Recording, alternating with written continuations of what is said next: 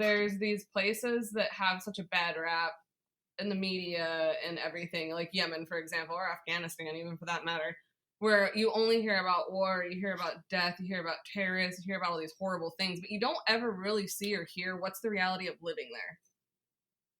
Or, you know, what's life like there for the people that are there? Or what else is even in the country? What's the culture like? What's the scenery like? Things like that. Case in point, when I show people pictures of the mountains in Afghanistan, they're always blown away because they think Afghanistan's this flat, barren desert.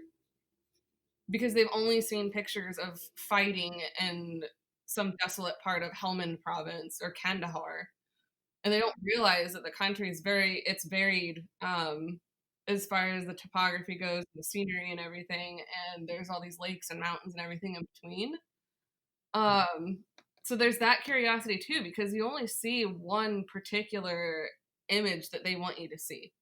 So it's kind of a curiosity, like, what is it actually like there? Because I know I'm being lied to. I'm not seeing the whole picture. My friends and I have been on a crazy journey for the last couple of years, building a company that really was a disguise for building a community. We named ourselves Inertia Network because we wanted to be reminded to never let inertia own us and to break it whenever we have the chance. Our adventures have led us everywhere from swimming with humpbacks in French Polynesia to having a beer with locals in North Korea. And this podcast is our attempt at sharing conversations with people that inspire us, push boundaries, and embody what it means to break inertia. My name is TK, and I'm one of the co-founders of Inertia Network.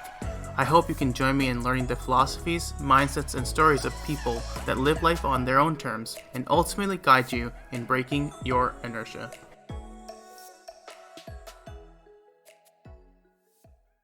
Hi, everyone. This is Danny. And this is TK. Welcome to the Inertia Network podcast. We're super excited to have our friend and adventure junkie partner, Nicole Smoot, founder of Off the Beaten Path travel blog, The Adventures of Lil Nicky, with us today. Hey, Nicole, thanks for hopping on the call with us. Our listeners are really in for a ride today.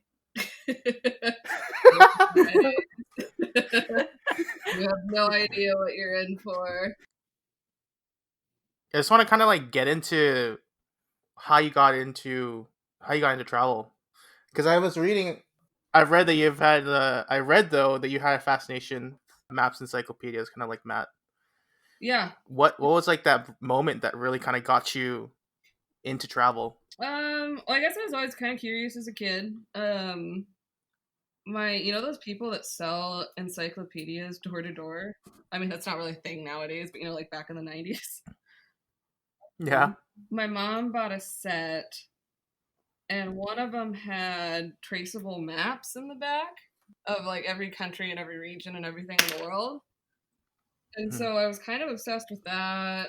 I was always into, you know, photography and stuff like that. Not like doing it myself, but just looking at other people's work. So it kind of started there as a kid.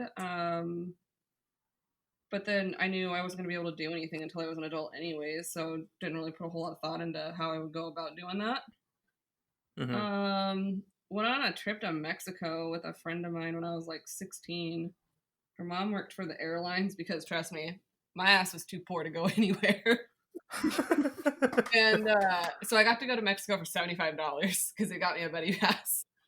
Holy. And her stepdad is from the Philippines, and I spoke Spanish quite well because the, you know, crossover between the two languages. So I got to see more of, I don't know, I guess the not touristy real side of Mexico when I was there, and that kind of made me go like, okay, I want to do this when I grow up. I want to keep traveling. But yeah, and then so I didn't travel for a really long time because I was, you know, got out of school and then went to college and all that stuff, had to pay for it.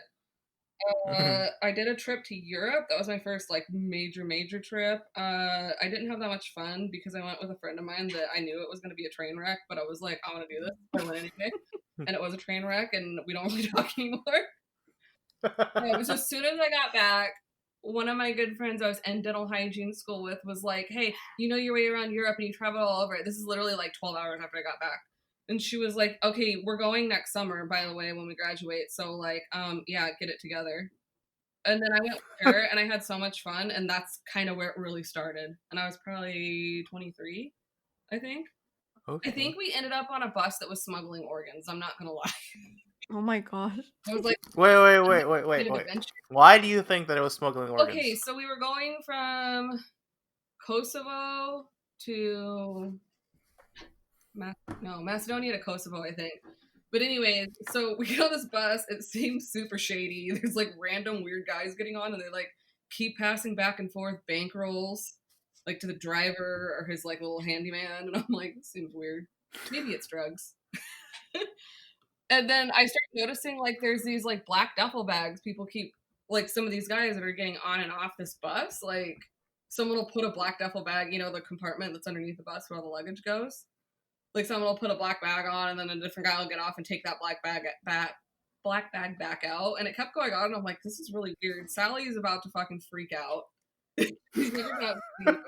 Like, what are we doing? Like, what's in there? And I'm like, I don't know, bodies. So anyways, we fast forward a couple days later, we end up over in Montenegro, and we turn on the news, and there's been this huge organ smuggling ring that have been using bus compartments to smuggle organs around between the Balkan countries. Got busted. And I was like, dude, we were on a liver or kidney bus. Oh my god. Think about it. Those black bags, those bankrolls, those shady looking guys. You know, it could have just as easily been like, they're gonna take your organs. Like, if you're on the bus, you're already like halfway there. But also, like, I don't know if you'd look at me and Sally and be like, I bet they got primo kidneys. But you're just like walking fridges at that point. Yeah, pretty just much. Walking I refrigerators. mean, maybe they had plans for us. Oh, and then also when we got to Montenegro, the I don't know what you call it, like the bus driver's homeboy, he totally kicked us out in the wrong city. In the middle of it, in the middle of the night. We're nowhere near a bus station. I think at that point they were like, they probably have shitty kidneys, get rid of them. Give them to the stray dogs. Yeah. The stray dogs because we're pigs and had sandwiches and stuff in our bags. So we got chased around by stray dogs in the middle of the night. We finally found a taxi that was willing to take us at like 2 o'clock in the morning to the town we were supposed to be in Montenegro. And that's how I fell in love with traveling. That's perfect. Okay. Well, you know what? I feel like we need to dive into this a little bit more because the organs are just like not the organ because like I'm just glad that you didn't get taken. I mean, I think there's some people that were hoping for it, but you know. You know what? If you got taken, then it would be my life would be significantly less entertaining. I would probably have to agree with that. I don't know, though. Like, I've seen the people you hang out with. Yeah. The amount of poop stories you guys have, I mean, come on. Wait, what? The amount of poop stories you guys have? Oh, man. Come on. That's Matt. Matt's got the best ones. Yeah, he does. That actually leads to a pretty good question, though. It's like, you get into some pretty ridiculous and hilarious situations when you travel and you explain the Europe trip. So what's like the most fucked up story that you have? I don't know which one. I have one like pure day of misery. I got in a fight with a cop in Morocco one time. I also got in a fight with another man in the bazaar in Marrakesh one time. Why did you get into a fight? Well, the cop was just bullshit, okay? So I was driving down the highway, minding my own business, and so all of the, like, once you get outside the main cities in Morocco, the highway kind of passes through towns. I mean, it's similar to, like, where I live, right? And the speed limit keeps changing up and down and up and down and up and down. I don't know how fucking fast we're supposed to be going or not going or whatever. And we get into a town and I'm going too fast apparently. And the cop pulled me over and was like, no, I pulled you over. And I was like, no, I'm driving and following the rules. And he was like, you were speeding. And I was like, no, I wasn't. And he's like, yes, you were. I clocked you at this and the speed limit's this. And I was like, you're lying. You're just trying to bribe me for money. And so my friend Gina's with me, who's like not really traveling at all ever. And she's like, oh my God, you fucking argue with a cop. And I was like, bitch, watch this. So me and the cop get in this giant argument, and she's like, dude, he's gonna throw you in jail. I was like, I don't fucking care. I was at the end of a 4-month trip, and I was like, I was ready to go home. Like, bring it, bitch. And then by the end of it, me and the cop were friends, and he thought I was funny, and he didn't even give me a ticket. Oh my gosh. So That's pretty. Okay, I have a question there for was you. also, like, I think this was probably the worst travel day ever, but it's also kind of hilarious. So to preface all of it, I'm in South America with my friend Tay, and I left home and I had just recently gotten a almost root canal on a tooth. Oof. Before I left.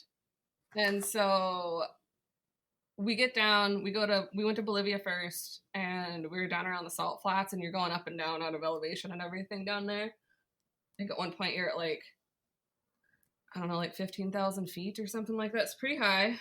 And I had a sinus infection down there, so you know how that'll make your teeth hurt? And I kind of blew it off because I was like, oh, it's a sinus infection. It's a sinus infection. Well, it doesn't clear up on one side. And eventually I'm like, oh, fuck, it's that tooth. But it's like mild enough pain I could take ibuprofen and just like get through it. So fast forward to, we're in Peru. It's the morning. We're getting up at like 3 o'clock to go hike up Machu Picchu. And I wake up and it was like, there's a, like, yeah, my tooth is abscessed and I know I have to deal with it. And then there's like, oh, fuck, shit's going down. Wait, for people that don't know, what exactly is an abscess tooth? So it's when you have an infection at the root of your tooth, at the tip of the root. So it can be caused by various things. Later on, what I would find out is that I had a vertical fracture in my tooth, which meant I had to pull it. So I'm in like, I've never been in this much pain in my entire fucking life. And it's a day we have tickets to go in and go up to Machu Picchu. And you know, TK, because you've been. Have you been, Danny? Yeah. No, I haven't, unfortunately. Okay. I want to, though. We had to get tickets like 2 or 3 months in advance. They were almost sold out by the time we got them. So it was one of those like, do we go back to Cusco and deal with this today, or do we go back to Cusco tomorrow and deal with it? Oh my like, goodness. we had these tickets, and like, it's gonna take us all day to get back to Cusco anyway, so fuck it, let's just do it. We go there, I'm a complete fucking asshole all day long. They hate me. She's like, why are you so mean? And I'm like, because I'm in severe pain and you're an idiot. She was way to Snapchat at the moment, and she was like Snapchatting all the horror and stupid everything that was going on, and I seriously want to throw our phone off a cliff. But it didn't. So hey, did you save those Snapchats? She probably has them somewhere. So we like finish up the day, we get back to our hostel room, and what was it called? Aguas Calientes, which if you don't know, Aguas Calientes. hot fucking water. That means hot water in Spanish. And you know what we didn't fucking have in a town? Hot water. Hot water. Hot water. That shit was ice cold. So I'm taking a shower and I'm bitching up a storm. She's got a hilarious Snapchat of me somewhere complaining about how this place is called Aguas fucking Calientes, and all I get is fucking Frio. And I'm like I'm using a blow dryer and like trying to de-ice myself with it after the shower. So there's that, and I'm just being an asshole because I'm in pain. So the next day we get up because we have a train leaving back to Ollantaytambo at like, I don't know, 4 a.m. So we get on the train and we start moving, and I fall asleep, and then I don't know how long we were into the ride, but all of a sudden, BAM! And there's fucking coffee and carts and luggage and shit flying everywhere. We got in a train wreck. Oh my god. We wrecked a car on the railroad tracks. That happened.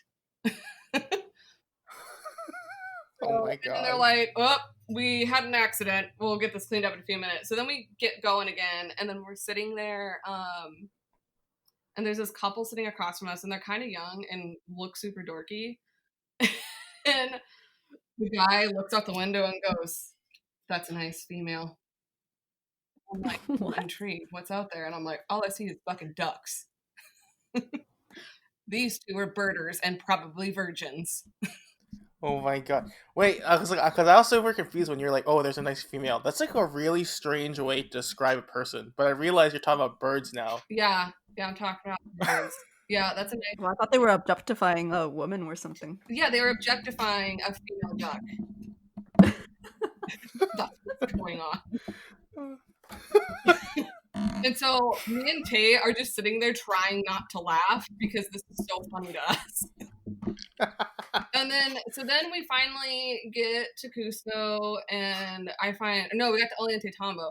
We find a taxi driver, and I'm like trying to explain to him in really shitty broken Spanish that my tooth hurts and I need the dentista, por favor. So, and Tay's being like no help at the moment, even though she's totally like fluent in Spanish. She's making me do this on my own, probably because I was being a dick all day. And so then we get in the car and we're going, and he drops us off at this consulate office, and then one dentist comes in and she starts trying to yard the motherfucker out, and she was an hour and a half in probably before, and like sweating everywhere before she called in dentist number 2 because she was like, I can't get this thing out. So then she had to call in the second dentist, who was an oral surgeon, who in the end packed us all in his clown car, like me, Jay, all of our bags, him, his dental assistant, and the other dentist, and we all like cruise across Cusco to his other office. And he finally gets my teeth out. He pretty much is standing on my forehead. So then we're like, oh yes, but then we have to take a 17-hour bus to get to the next place we're going. So we get dumped off at the bus station, and then we're sitting there, and I'm like, so sometimes when something like this happens, I'll faint. But I know it's coming. So I told Tay, I'm like, okay, this is going to be really weird. I'm going to get really sweaty, and I'm going to lay down on the ground, and I'm going to pass out. And I'll wait. Wait, what causes this? It's random. Sometimes it doesn't happen for any reason at all. Like I fainted on an airplane. I fainted in a hot spring. I've just fainted sitting somewhere. It happened a couple of months ago, right before we left for that last trip. And I had gotten to work or something and was like, all right, I'm going to faint, and lay down in the car, and then woke up and everything was fine. Have no idea what it's all about. It has something to do with my blood pressure dropping way, way low. That's all I know. Oh. So I passed out on a filthy bus station floor in Cusco, Peru. Among the best buddies and candy. That does not sound pleasant. Who knows what else is underneath there?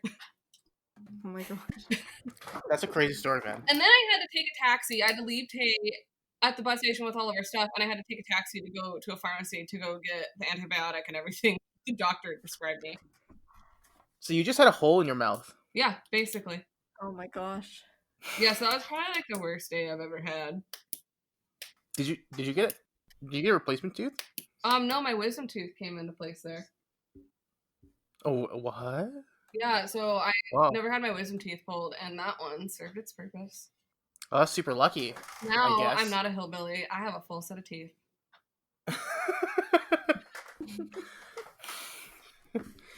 Okay. Well, so, like, going from, like, Cusco, now you kind of go into, from Peru to now, you begun traveling to more off the beaten path, remote destinations. Before Peru, even. Oh, yeah? Oh. Yeah. Well, so then you've just been doing it the whole time. Kind of. What was the first place you went to that was just like, this is bunkers? What do you mean? No, so it's like in public. If someone you talk to was like, "Why are you going there?" What was the first place that got that reaction for you? Yemen. Yemen. Yeah, for sure.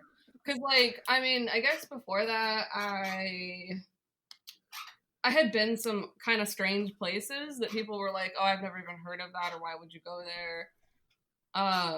But Yemen was the first one that I had really extreme reactions to it. Some of extreme curiosity, some of like, oh my god, you're so stupid and you're so irresponsible. The US government is going to have to pay all this money to come rescue you.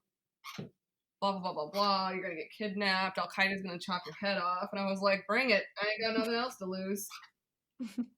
What makes it about these places that kind of draw you there? There's usually a curiosity about them that leads me into them. So, some, like Moldova was probably the first, kind of odd place that I went.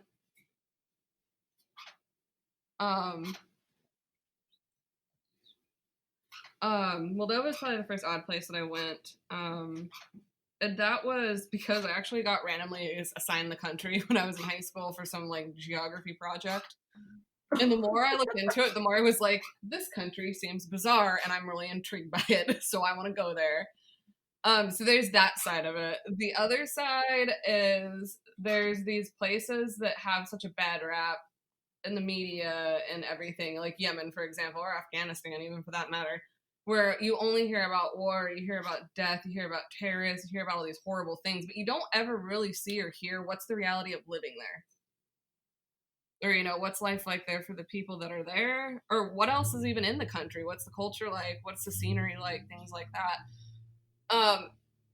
Case in point, when I show people pictures of the mountains in Afghanistan, they're always blown away because they think Afghanistan's this flat, barren desert. Because they've only seen pictures of fighting in some desolate part of Helmand province or Kandahar.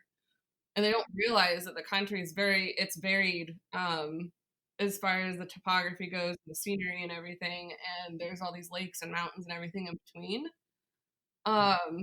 So there's that curiosity too, because you only see one particular image that they want you to see. That's so true. So it's kind of a curiosity, like, what is it actually like there? Because I know I'm being lied to. I'm not seeing the whole picture. So, like, in your experience, then, what do you think is like the biggest thing that people get wrong about any particular? Let's just use Yemen as an example. About just because you've been now to the mainland and you've been to Socotra, right? What do you think is the one thing that you get consistently that everyone just gets completely wrong? I think, especially coming from a Western country, people have this us versus them ideal, and it usually boils down to the religion. So what I find is most people think the country is full of hardline Muslims that hate America, hate freedom, hate, you know, they hate everything about the West.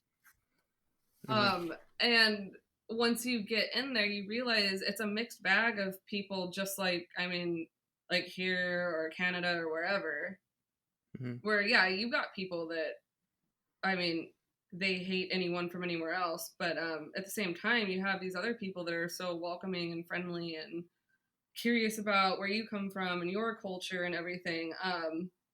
So I think the thing that people get wrong is that they forget that we're all humans and we're all kind of the same in a lot of ways. So I think people just get this wrong idea based on what small, what small frame of the picture they're shown in the media, because all you see is terrorists. If we're talking Yemen, all you hear about is terrorism and occasionally a famine, but you know. What do you think people would get out of visiting places like this? Like, you know, you mentioned they have so many biases about it, but how would you kind of get people to go to more of these countries and start opening up? I guess that's the thing, right? You have to want to go there. You have to want to, you have to have that curiosity about the place. Because I have met, you know how they always say, like, traveling makes people it makes them more open-minded and less racist and things like that. I have met people that statement isn't totally true. There are still people that have these preconceived ideas and biases, and you're not changing that. They're going to see what they want to see in a place. So, I mean, I don't know. I guess I think the people that are interested in going into a country like Yemen, the good thing about bringing people in and showing them what it's like and having them interact with people and just see what life is there, it kind of almost makes them in a way like ambassadors for the country. And I feel Mm-hmm. like they come home and they tell stories about what happened on their trip, and the people they met and all of these things. And I think as a whole, like, especially like me having a blog and being behind that, people read it and they're like, oh yeah, whatever, she doesn't know what she's talking about. But when you're talking face to face with people you know and your friends, and even if your friends are like, fuck that country, I would never go there, when they Mm-hmm. hear what you have to say, I think when they can put a face to it and they know your background and your story, Mm-hmm. you can kind of get through to them a little better. I get that feeling a lot. I understand. I kind of understand that mostly because of my of going to North Korea Yeah. and the way I thought of North Korea before I went and the way after. There's a lot of things about it that I like. I don't like. I'm not a regime apologist or whatnot, but you meet people that live there and you like talk with them and you learn more about them and you realize that these people are just people. Yeah, it's the government and There's politics that get in the way. Yeah, and like it's like you said, it's really that us versus you mentality Yeah. or us versus them mentality, and it doesn't make sense because in the end of the day, it's like we're all sharing the world, right? Like it's Yeah. like what's the real purpose of falling behind your nationality and like feeling proud about something that you had no control over? Like you had no control over being born Yeah. where in the place you were. So I don't really understand. Sometimes I wonder why it's a real sense of pride. Like even for me, there are times when it's like Canada and Korea and stuff that it makes me proud, but I always have to ask myself like, what? Why is this? Why is this a thing? Yeah. It's kind of arbitrary and made up, It is made up. Mhm. like, to a degree. Because that's the one thing I've seen, no matter where I am in the world or where I've traveled or the people I've met, everybody kind of seems to have the same principle of what life is. Hmm. Um, Granted, we eat different foods and we have different Yeah, religions and we have these different things that make us all unique. But I think at yeah, the end of the day, it's kind of all the same things that all base down to being human. That's what matters. yeah. It's like super universal, right? Yeah. Because you and me are like we all enjoy eating. We all enjoy listening to music. In the end of the day, we enjoy seeing friends and family. We want people around us to do well, and it's just like I haven't gone to a place where that stuff isn't um, Those aren't the well exact things. established in people's lives. Yeah. Yeah. So I think down to the core, no matter where you're at, people all kind of have the same motivation and desires out of life. Hmm. Mhm. Do you think that your platform and being on social and kind of showing like have you talked to people that's kind of or people in your personal community that have kind of flipped their mindset towards these places? Um, yes. I've, especially with visual things like using Instagram, Hmm. I've had quite a few people that have commented or messaged or said, I would have never known that's what that place looked like. Hmm. I would have never known that's the reality there. I would have. So I guess I've introduced people to places in that Hmm. sense, or at least put it on their radar. And I do have a lot of people that read my blog or follow me in Hmm. various places that say, I don't think I could go there myself. I'm just not that brave. Hmm. But I Mhm. like reading and seeing it and living vicariously through somebody else. Hmm. So, I mean, I think it's cool that there's people out there that are like, you know what? That's not for me. I don't really want to do that, but I enjoy learning about it and seeing it and being aware of it.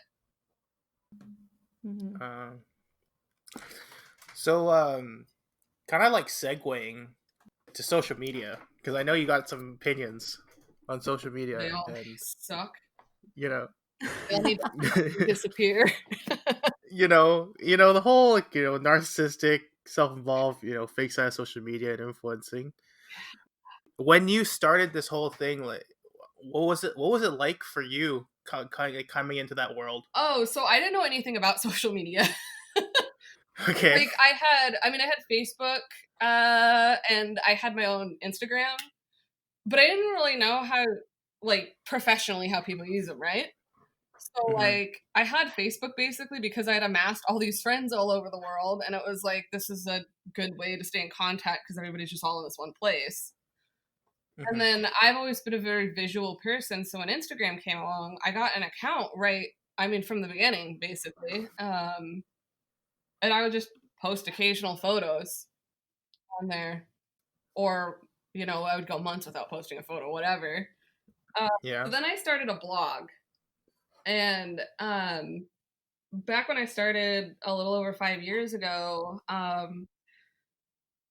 if you read about anybody else's experience in the blogging world or took a course or any of that, kind of the thing across the board that was being said at the time was be present on all the social medias, pick one and do it well. Um, but, like, that's that. Whatever. Um, and this was before, like, the rise of the Instagram influencer. So I Mhm. actually didn't even have an Instagram account for my blog until, I don't know, 6+ months in. Mhm. So at that point, I actually, after I'd had the blog for about 6 months, that's when I was like, okay, I think maybe I'll try to take it more seriously and see if I can do something with this. So of the social media accounts that I did have, I was like, well, I happen to be a more visual person, so maybe I'll just focus on Instagram because I like photos. In hindsight, I wish I wouldn't have because of what it's become. Mhm. But I amassed a following on there by just consistently posting photos. I'd post photos twice a day and people would keep following me and liking your photos, and I'm like the most unengaged person ever on there, so I was like, oh, this is cool, whatever. But I wasn't making money at it. There was just nothing to it, and it didn't even drive traffic to my blog, so it was basically a waste of time in that regard.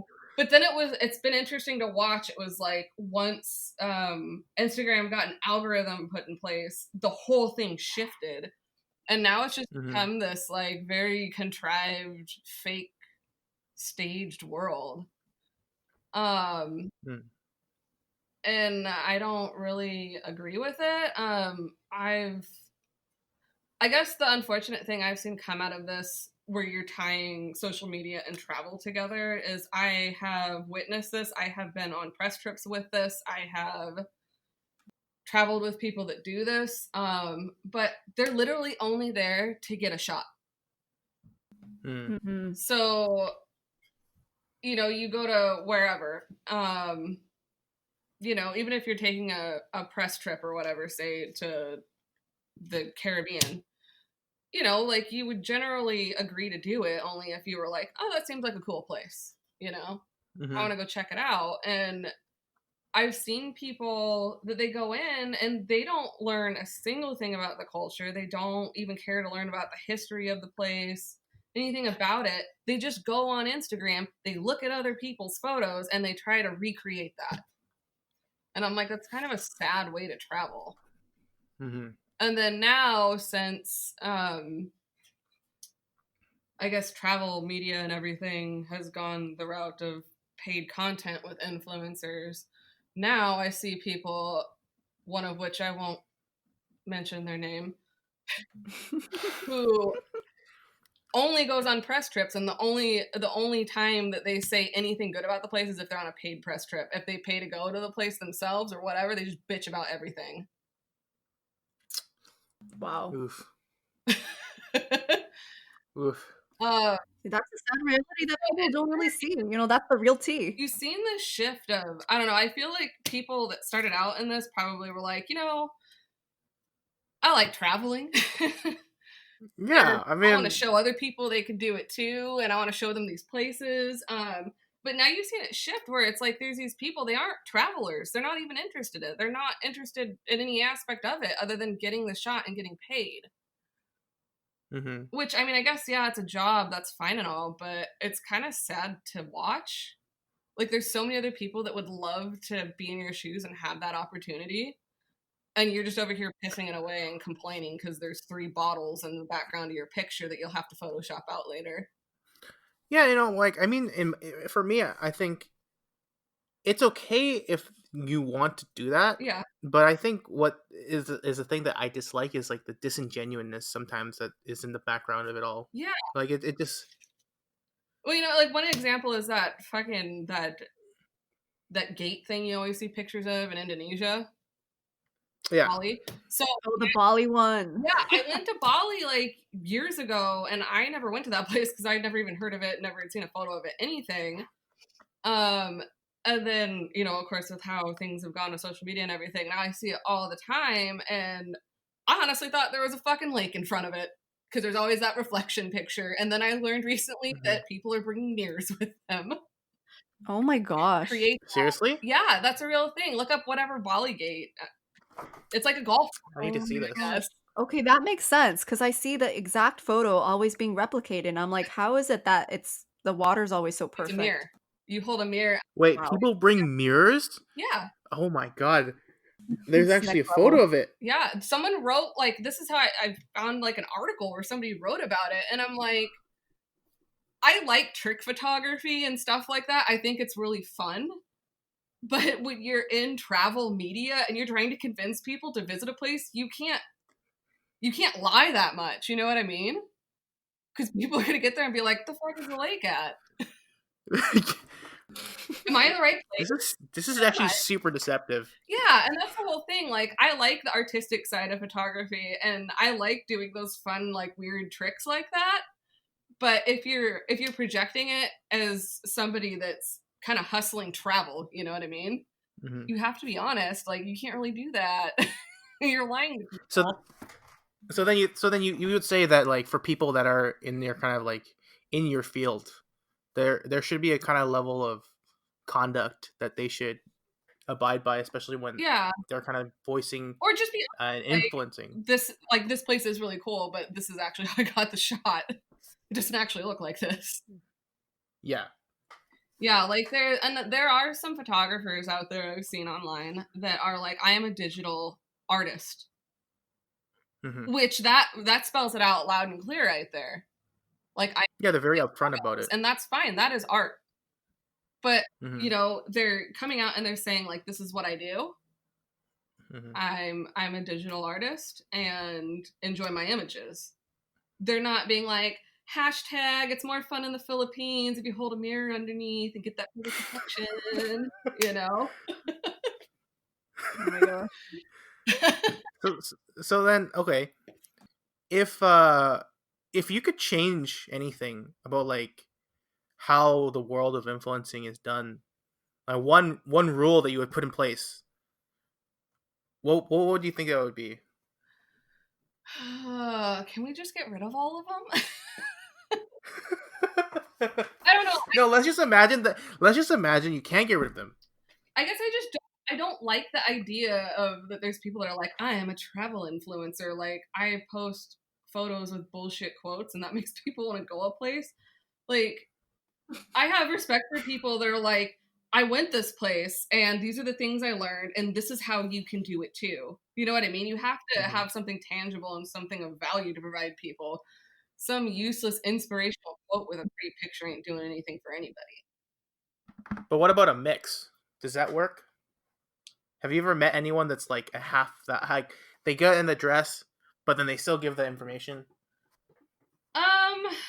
I have seen some, but that's the whole thing. Like, I've seen people that, they do the pretty twirly dress photos and they actually provide something of value besides just a pretty photo to look at. And that's fine. I don't have a problem with that. I guess I just have a problem with the complete bullshit that goes on. Yeah. But I mean, I don't know, as far as I guess at this point in time, it's the Wild West. You know what I mean? What do you mean by Wild West? Like there's no rules, just anarchy? Yeah, a bit. Yeah, I don't know. I don't know how to fix it or where it's going to go or, you know what I mean? But there's a lot of things I can complain about with it. Yeah, no, but like if you were like if you could send one message to every single person out there that's in this world with you, with doing this kind of like thing, Like to others what would you who are want trying them? to be influencers? Yeah. Oh, like don't be useless. That's so savage. Provide something valuable. Teach me something. My God.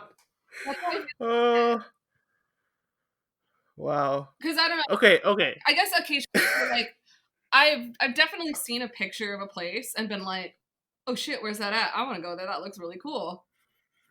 And then look into it more. But yeah, I don't know. Some of it just seems just fake. Don't be useless. Yeah, don't be useless. I'm gonna put that in a quote book.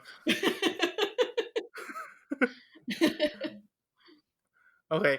So Well, I guess times where I've tried to be useless and join the rest of them. Sometimes I'm like, you know what, fuck it. If you can't beat them, join them. Twirl that dress. yeah. But there's been times where, okay, sometimes I'll get lazy and I just really don't want to caption a photo. So I'll just, like, write the name of the place. Nothing more. Okay.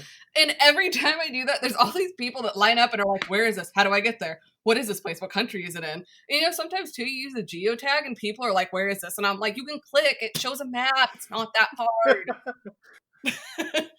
But that's what I've found is, you know, there's all those times that I've like tried to be useless and not provide info with the initial image.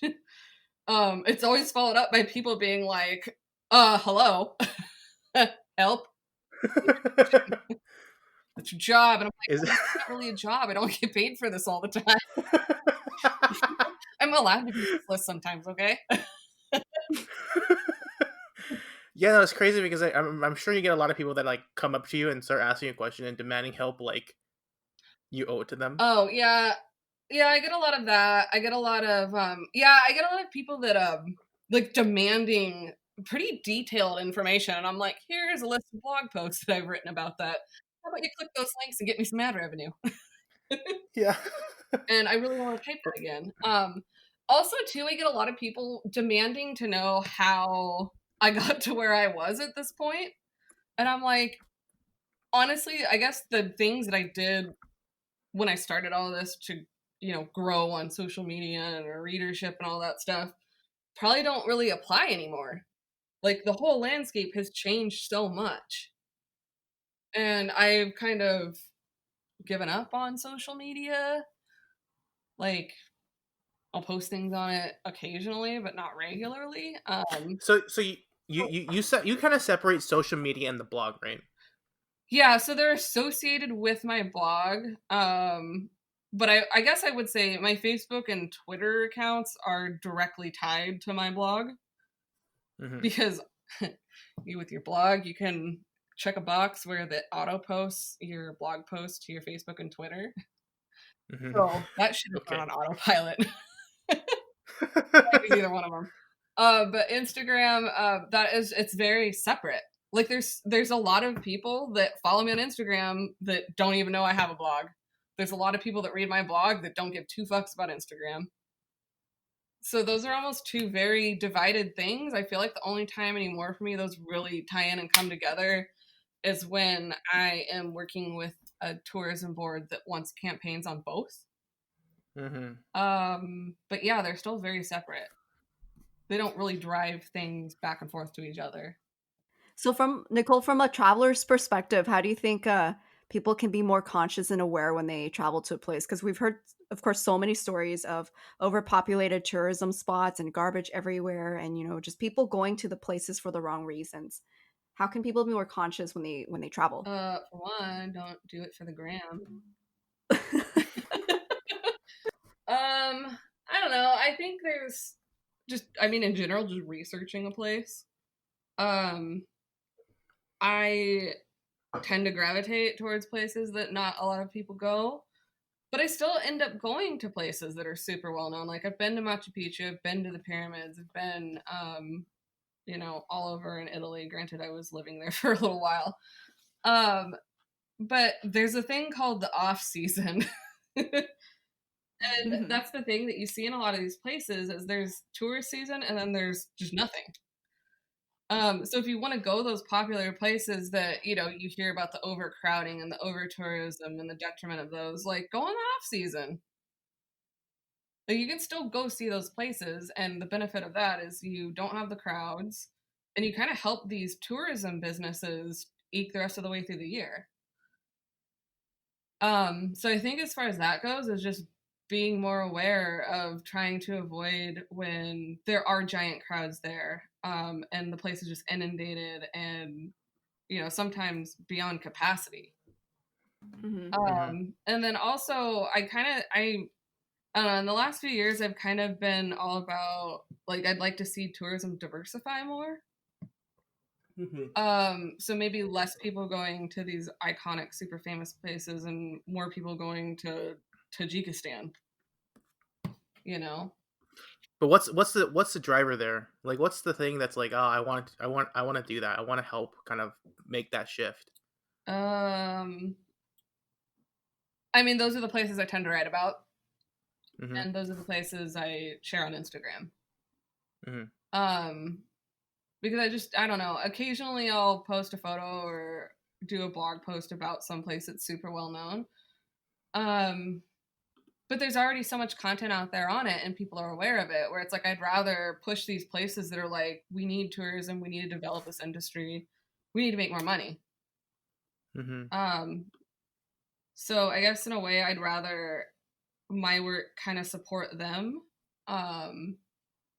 and help them try to get to either a better place or where they want to go, versus just sending more people out with that same mass crowd to the same places. Do you feel like there's anyone doing this kind of like what you're doing well in the world of social media or blogging or whatnot? Like any people that you would give a shout out to in sense of like who people should be looking out for? Like what do you mean, just in general in the blogging world, or like kind of in the same premise? Yeah, like people that you've like met or talked to or you know worked with that you found like this is the person that these are the type of people that are like doing good work in this sphere. Well, a lot of them are people who have turned into like my travel buddies.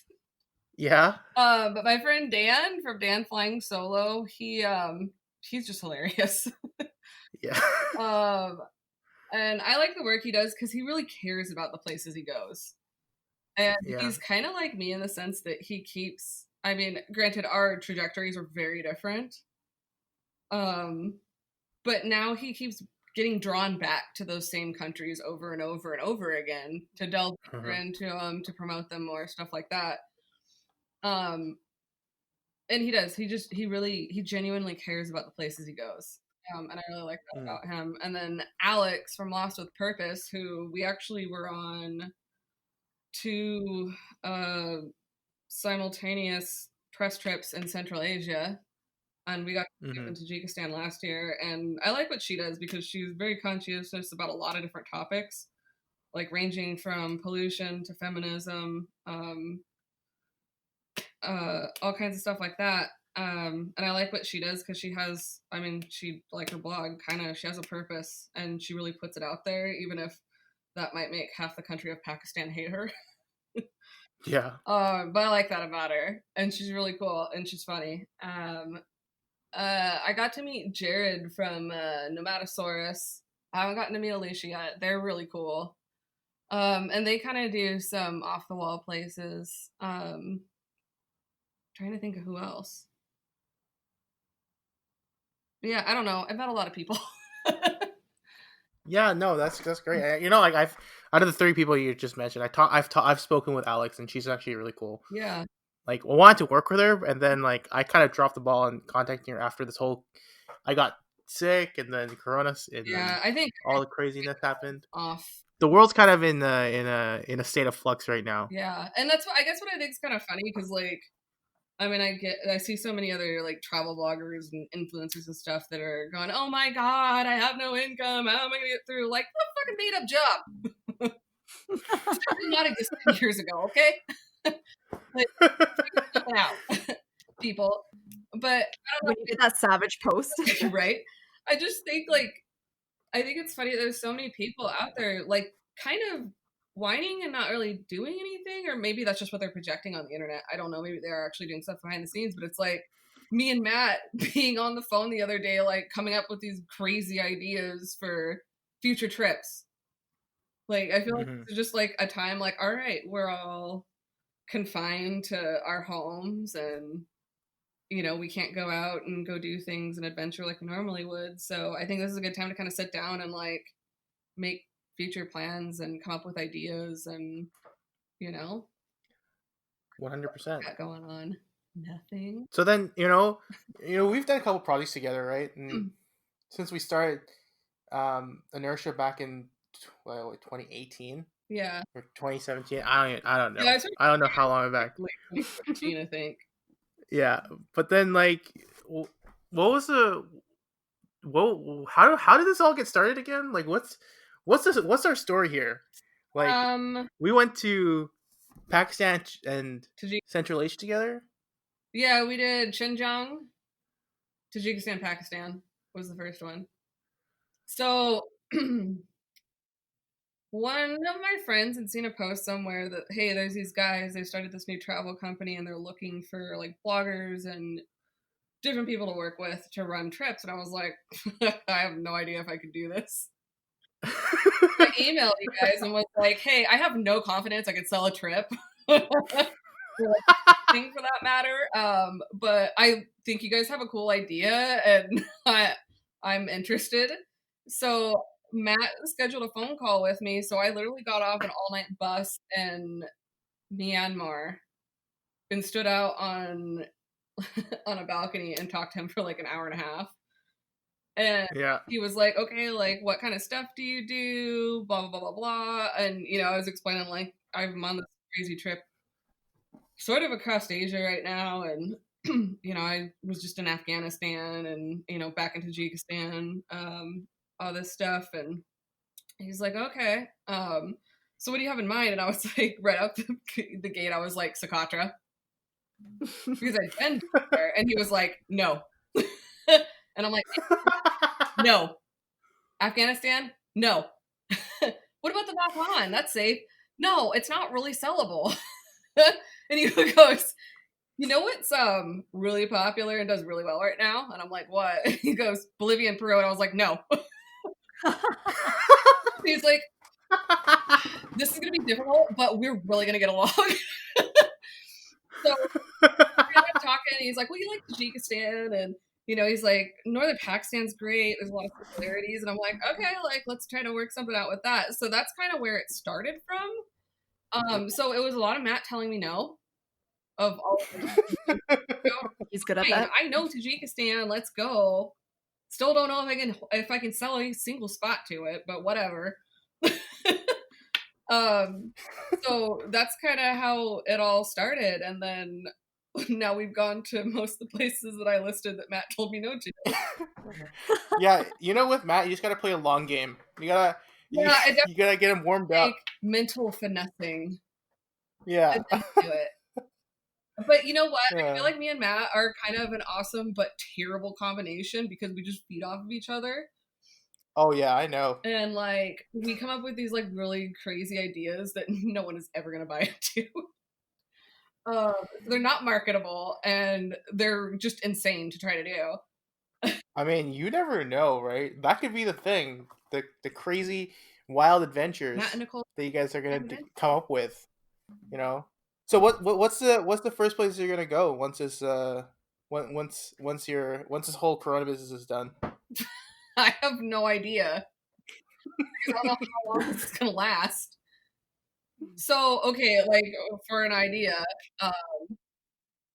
I was supposed to be going around the 20th of May back to Uzbekistan. There's a big conference going on in the Karakol-Pakstan region about the Aral Sea.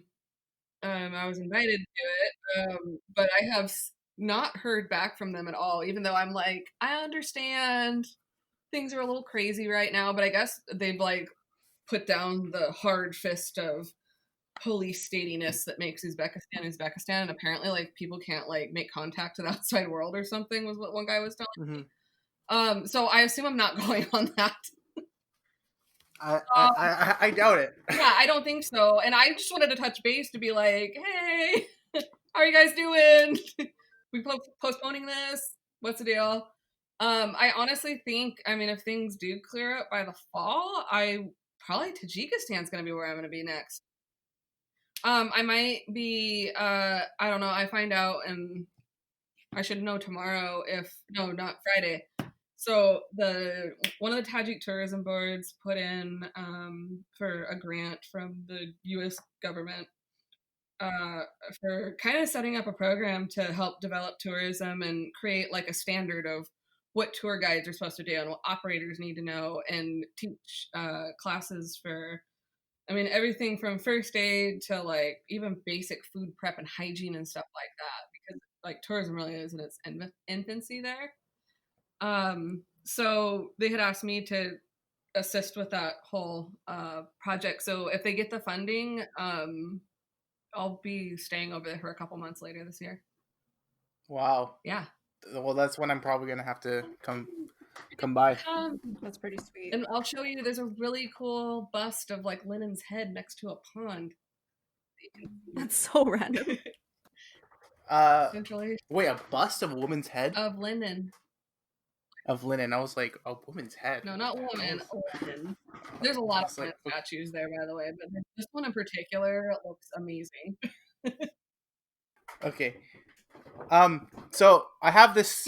I have a question. My last question for you. Okay. You know, we've talked a lot about like inertia and like in our time together and like what it means and why we kind of chose the name. And you know, you're familiar with the whole idea of like breaking inertia, right? And break your inertia. So for yourself, how do you feel that you've broken your inertia? I don't have anything left to break. That's iconic. Like, I don't know how you're gonna. So I was a really, really shy, quiet kid. Like painfully shy. Like one time they made me do a play in like second grade and I cried. I bawled my eyes out for like 2 hours afterwards because it was just so much stress on me. Mm-hmm. So I was like that kind of shy, and I don't know, I guess traveling in general, it's forced me out of that, right? Mm-hmm. I've like, now I can like have conversations with people. Look at me go. So I think in general, that's what travel's like done to me. I don't know. I'm sure there's there's inertias to break still on me. I don't know what those are. I don't know how you guys are gonna go about this. I don't know if I really want to divulge what my actual fears are. One day, part 2. Because I might be getting pushed off that cliff by one of you. I've jumped off a cliff. Not a high cliff, but a cliff. I mean, it's worth it. I jumped off of like a 4-foot cliff in Oman, and that was good for me. In the water. Well, I mean, I feel like the journey is still very long for us, and we're gonna do some crazy shit together. Yeah. So Nicole, while we still have you on the call here, what kind of person do you think should go on an inertia trip? I guess people that I don't know. I guess that's why I really enjoyed that last group that we had in Socotra, because everybody was kind of misfits, right? Mm-hmm. But it all worked because we're all on the same page. But I think people that want to see a place and get a different perspective on it, they want something more out of it than just a generic tour, check it off the box or check it off the list like I went there. Just because we have a habit of, not running according to our itinerary and random things come up and we're like, yeah, let's do that. So I think just people that love spontaneity and they just want a different perspective on things. And build ties with, some of the local teams and people we meet along the way and people we work with. And I think that's the type of person, someone that's looking just for like the ultimate adventure. Mm-hmm. And is not afraid of kind of meandering off into the unknown. And pooping where there's no toilets. Yeah, or at least, relying on TK to wear that poop shovel belt. Oh, God.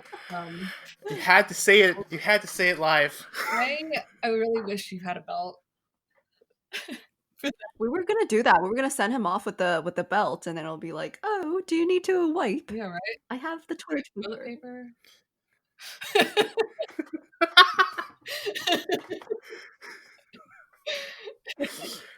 Thanks for your time.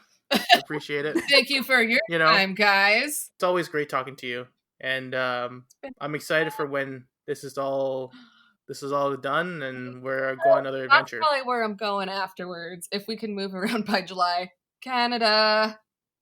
Yeah, you come Oh, down yeah, and we go to Canada's Alaska. again. It'll be a good time. Yes. If we're allowed out of our houses by then, I don't know. Yeah. We'll see. Let's hope this bullshit's done soon. Hey everyone, thanks for tuning in to the Inertia Network podcast. If you like what you heard, come check out our website, inertianetwork.com, or follow us on Instagram at Inertia Network so you can see what our journey has looked like. Hope we can continue on this adventure together, have some meaningful conversations, and break our inertia. See you next week.